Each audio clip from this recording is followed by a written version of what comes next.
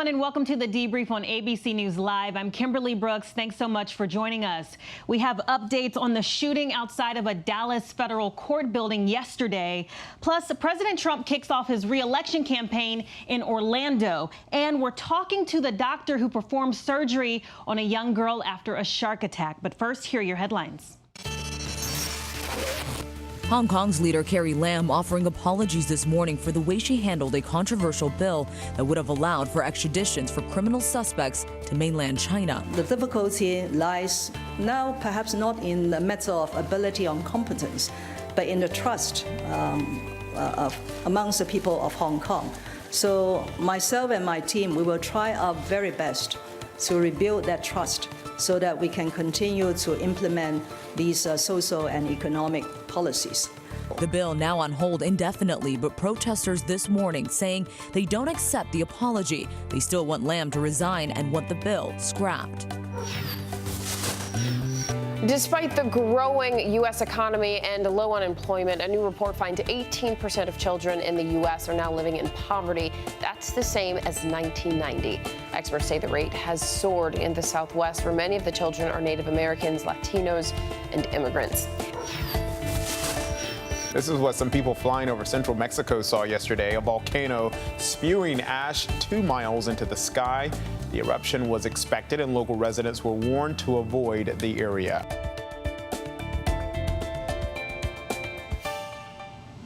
We begin with that shooting rampage in Dallas yesterday. A gunman wearing tactical gear opened fire outside of a federal courthouse, and thankfully no one aside from the shooter was injured. But what is most terrifying beyond the event itself is the footage of a photographer, Tom Fox, hiding in a corner steps away from the shooter with bullets flying past him. The shooter never saw him, thank God. So I want to bring in Marcus Moore on the ground in Dallas. Marcus, can you tell us what's happening with this investigation now? Well, Kimberly, good morning to you. The investigation does continue, and this is the scene just behind me here outside the courthouse. You can still see the various law enforcement vehicles there, and they have a command post. It's on the other side of the building where all of this took place, right about the same time yesterday, 8:40 in the morning. People were just arriving here to begin the work week when all heck broke loose. They heard the shooting, rapid gunfire, and since that time, this area has been closed off, and you can see what it looks like this morning. And you were talking about Tom Fox, that reporter, photographer with the Dallas Morning News. The pictures he was able to capture from that spot right next to the gunman were chilling. And that video we saw from a 10th floor apartment, which is right across the street from the courthouse, captured just how close he was to the gunman and caught in the crossfire. And he said that he is so thankful that that gunman didn't see him, because when he believes if the 22-year-old man, now identified as Brian Clyde, had seen him, he believes he would have been shot and killed. But in that video, instead, we see authorities say Clyde shooting at the building you see just behind me here. At one point, he runs across the street into a parking lot, and at that point is when federal authorities were able to shoot and kill him. And as you mentioned, Kimberly, nobody else was hurt. But now we have this investigation underway to try to figure out a motive. And right now, investigators don't know why Clyde may have targeted this building. They have been tracing his weapon and also trying to talk to people who knew him to get a sense of why he may have done this. And I can tell you that the WFAA, our affiliate here in Dallas, has spoken with people, including neighbors who live in the apartment complex where he apparently was staying, and said that he was very quiet and kept to himself. So we haven't been able to glean much at all about his background, but we do know that he did serve in the military as an infantryman from August 2015 to February of 2017. And according to WFAA, who's spoken with people who served with him, he was discharged because he couldn't pass a physical test. So, Kimberly, a lot of unanswered questions, but still people very thankful that despite the hour this happened and all the rounds that were fired, nobody else was hurt. Yes, a very, very scary situation. Marcus Moore right there in Dallas. Thank you so much. And guys, we move on to a deeply disturbing story out of Phoenix. A black man and his pregnant fiance are rejecting apologies from the city's police chief and mayor for an incident last month. It's incredibly hard to watch the video, but cell phone captured police manhandling the father and threatening to shoot the parents in front of their 2 young children, supposedly over a stolen doll. So I want to bring in Adrian Bankard, who's there in Phoenix with more. Adrian? Hey, Kimberly, good morning. Yes, we're outside of the Family Dollar store, and police have released video from inside here, surveillance that shows the couple at the center of what is now a viral video, a controversial response from police here in Phoenix. Now, the video that you're about to see actually shows Aisha Harper and Drayvon Ames. The couple is engaged, we're told, and they had their 4-year-old and 1-year-old child with them inside this store. There's also an unnamed woman who seems to interact with the couple's 4-year-old while she's standing in the checkout line.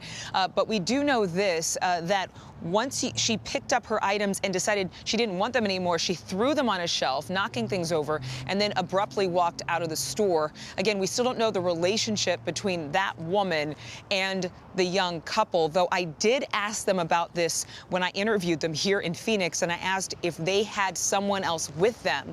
They paused and then said that they can't speak to someone who drove themselves to the store of their own accord. That is according to the couple and according to their attorney. But we do know this, that young girl starts to follow that woman, that unnamed woman, out of the store before turning to her parents, who also leave.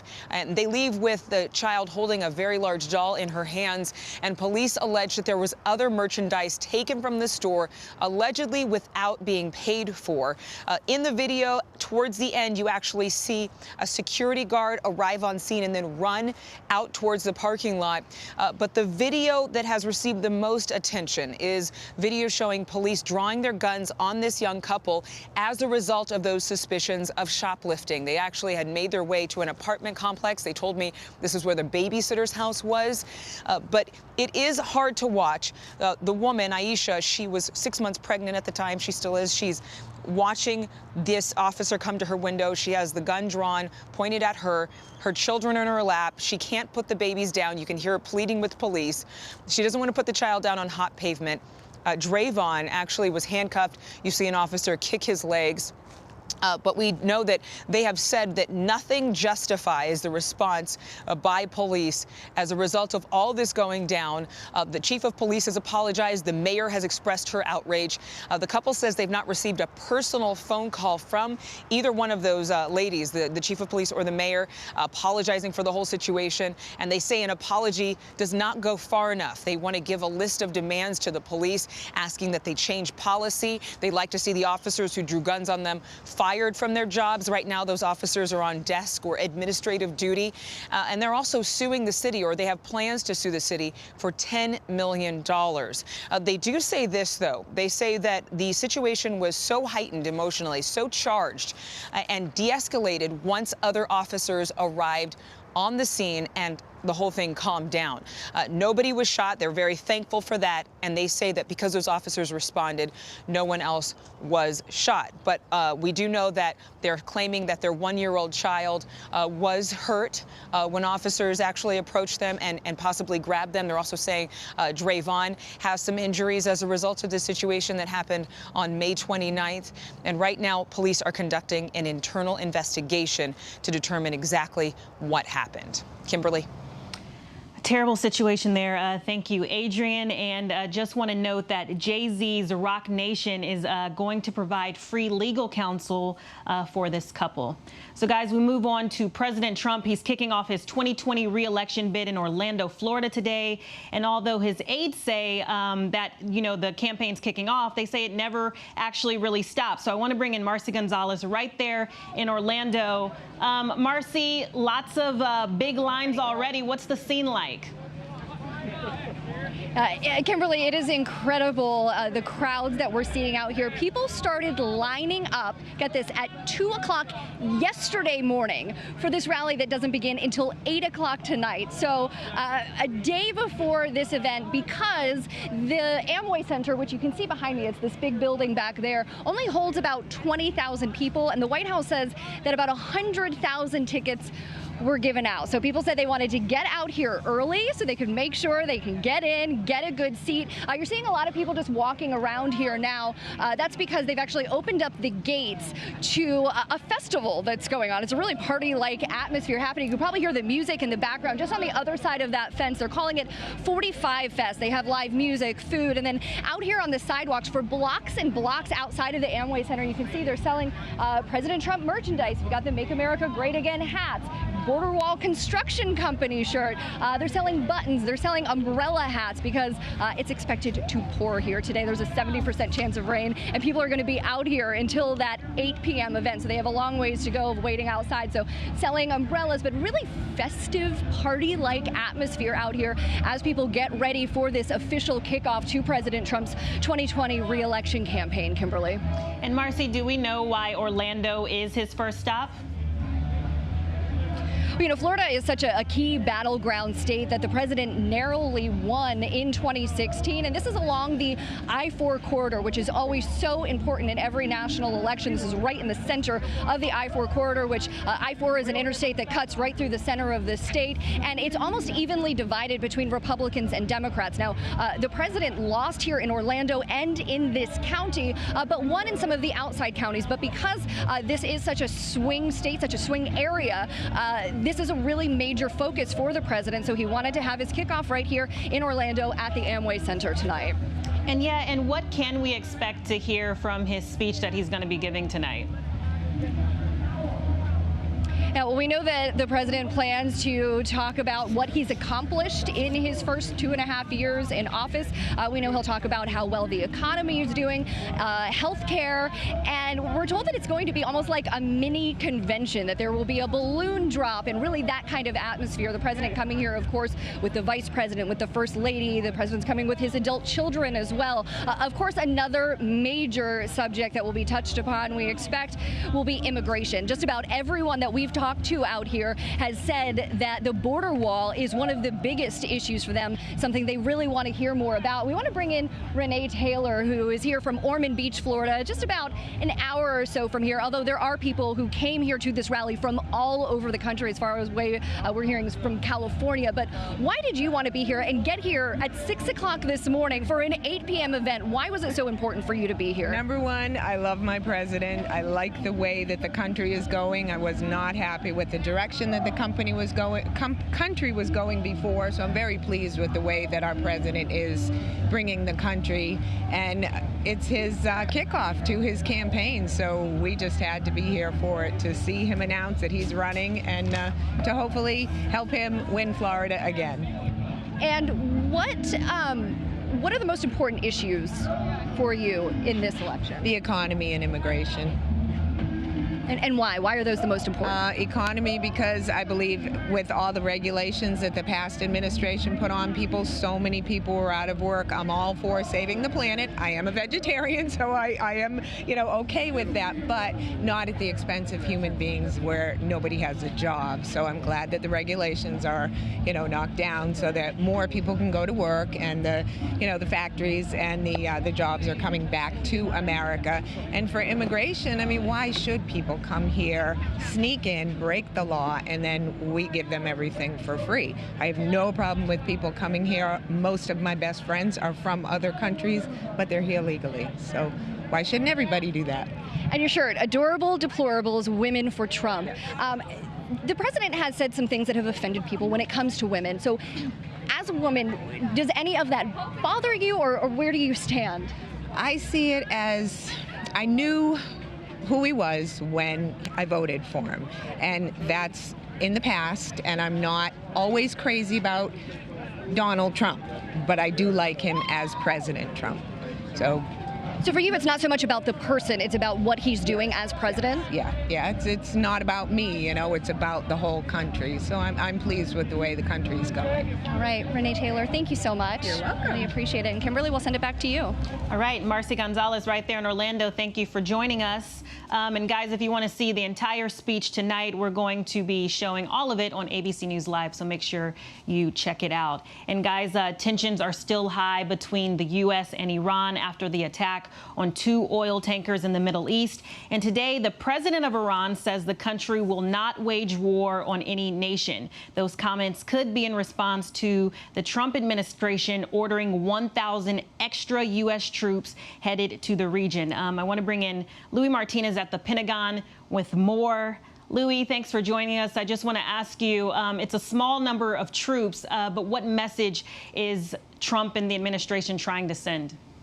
Kimberly, what the administration is trying to do here is kind of provide a proportional response to what they see as the attacks that Iran conducted on these oil tankers last week. What they're trying to do is get defensive forces in place, forces that can provide more intelligence gathering, drones, and force protection for troops in the Middle East that are already there.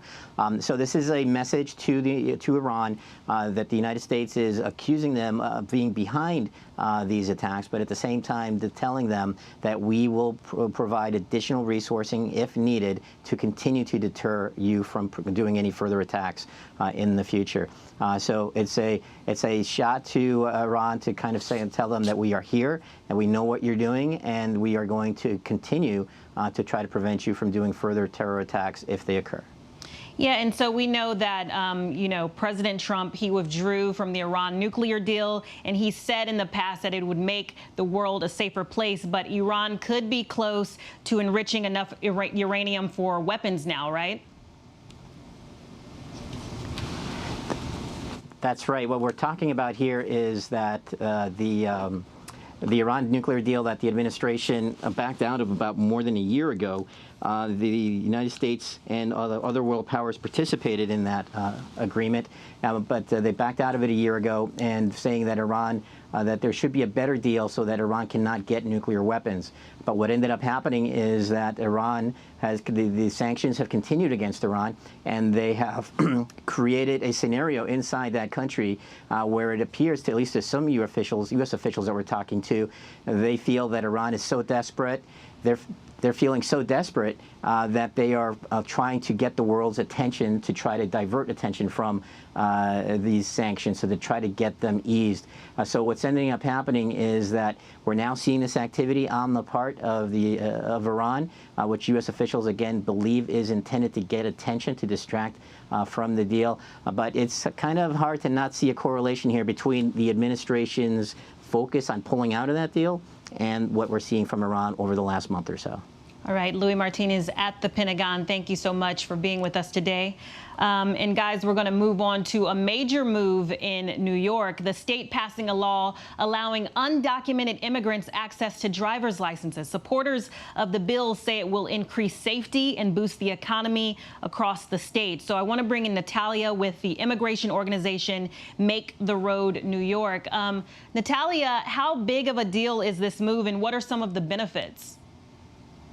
So this is historic, and it was very needed in New York. It took us almost 2 decades to finally have this bill become a law. And so we're thrilled and we're excited. This means that a lot of immigrant families are going to be able to actually pass a driving test before getting on a vehicle, be safe on the road. Everybody else will be safe on the road. But it also means people will go home to their kids and not be afraid that they won't make it home because they were stopped while driving without a license.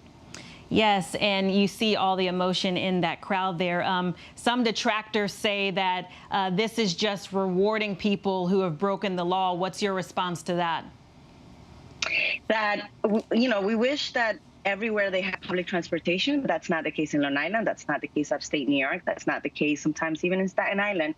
And people have to go to the doctor, buy groceries, take their kids to school, and people will survive. And so what better way to make sure that everybody's safe, not only the person driving, but the people walking on the street.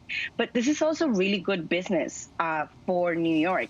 It is considered that each year, 57 million will come into the state, generated by all the people who will have driver's license, and an additional 26 million for the first time, or the first year that this is implemented. So it would actually happen this year towards the end of the year. And what about privacy concerns? Because Governor Cuomo himself was concerned about what the federal government could do with this information out. Well, The folks who are going to be applying for this will have the same privacy that a lot of people have it. Obviously, if the government is having an investigation, that's a different story. But as of now, people won't be able to have access to any of this information. It will be confidential as any other person who goes to do and get the driver's license at a local DMV. All right. Well, no doubt a major move. I want to thank Natalia with Make the Road New York. Thanks for joining us today. Yeah, thank you for having me. Absolutely. And guys, we move on to a devastating story in North Carolina. 17-year-old Paige Winter, she was saved by her father after getting attacked by a shark earlier this month. She lost 2 fingers and most of her left leg. But despite the tragedy, she's in good spirits. And she talked with our Robin Roberts on GMA this morning. So take a listen. I didn't do something directly to the shark, but I was in his water, you know. That's his house. I'm very happy that I was the one who got bit. I hate thinking about it, right? If it was my dad, I would not have been able to help, and he would have died. You never lost consciousness. What kind of pain were you in, Paige? My body went into shock, so I couldn't really feel anything. I just knew it was bad. I was aware from the beginning, nothing's gonna be the same ever again. It's tough, you know, I'm 17, you know, being stuck in a hospital bed all day, not really able to do all the things that I used to do, not having a leg. It's really tough not to be able to help yourself feel better. I'm gonna be okay. I'm gonna do all that stuff again. They're gonna fit me for a prosthetic. I'm still Paigey, just a little different. Got some pieces of the puzzle missing. It's okay. The shark didn't touch your spirit. It did not. So now we are joined by Dr. Eric Toshlog. He is the Chief of Trauma and Surgical Critical Care at Vidant Medical Center there in North Carolina, and his partner actually operated on Paige. So, Dr. Eric, I just want to know, when a case like this comes into the hospital, what are the thoughts going through your minds when you see something so severe like this? Well, it's important to try to temper one's emotions. Even for healthcare providers, it's devastating to see an injury of that magnitude, particularly in such a beautiful and resilient young woman. But once emotions are tempered, obviously, first and foremost, the attention is on saving the patient's life. My partner, Dr. Garcia, recognized immediately that Paige was in hemorrhagic shock. She'd lost probably 33% of her blood volume. A tourniquet was in place. Dr. Garcia activated what we call the massive transfusion protocol to get blood products available for resuscitation. And then the decision to amputate is always difficult. It is a critically important decision, but regrettably in Paige's case, it was quite evident what needed to be done, as the tissue destruction to her left lower extremity was so severe. It was clear that she needed what we call an above-knee amputation. Wow, yes, very difficult. But as we saw there, Paige is unbelievably upbeat and positive despite the situation. So how does that help with the recovery? Well, I think Paige's character does 2 very distinct things for her recovery and for the trauma center. First of all, every provider that cares for Paige, from the trauma surgeon to the nurses at the bedside, to the pre-hospital providers, and ultimately rehabilitation, are extremely emotionally impacted. Yes, and so person go through something so devastating. Absolutely, absolutely. So, Dr. Eric Toshlog, I just want to thank you for being with us, and we're just certainly happy that Paige is making good headway and she's okay now. Thank you so much for being with us. It's my pleasure. Thank you. And in a bit of brighter news about this entire situation, Robert Downey Jr. sent her a special message on Instagram because she loves Iron Man and she loves the environment. So he asked her to join his climate change coalition. So take a listen. Because of your interest in sustainability and preservation of our oceans and marine life, I want to see if you would join my Footprint Coalition and be my North Carolina ambassador.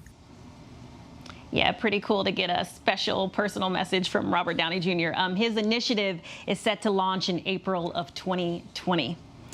And we move on to Facebook, a big move for the platform. Today, the company announcing it will launch its own digital currency that will allow you to buy things or send money with virtually no fees. It's called Libra.